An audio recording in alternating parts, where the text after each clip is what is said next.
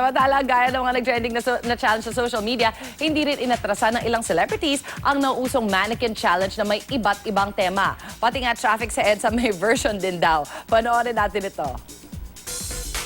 Iba't ibang challenge na ang naging trending sa social media. Merong trumpets, Running Man, PPAPO Pen Pineapple Apple Pen, Fetty Wap at marami pang iba. At ngayon, meron na namang viral at iyan, ang Mannequin Challenge, na ilang celebrities na ang kumasa.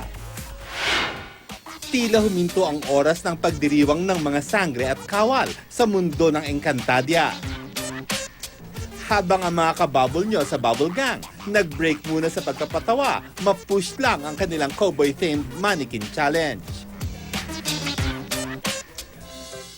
Iba't ibang version naman ang ginawa ng Team Kramer. Pero ang isa sa mga cute na anak ni Dog at Cheska na si Scarlett, hindi nakatiis na gumalaw.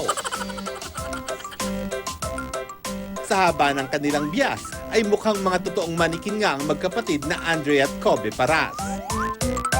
Pero may pahabol pa si Andre dahil ang traffic sa EDSA may version din daw ng Mannequin Challenge. Kaya nyo bang gayahin ang Mannequin Challenge ni Solen Yusuf habang nagbaboxing?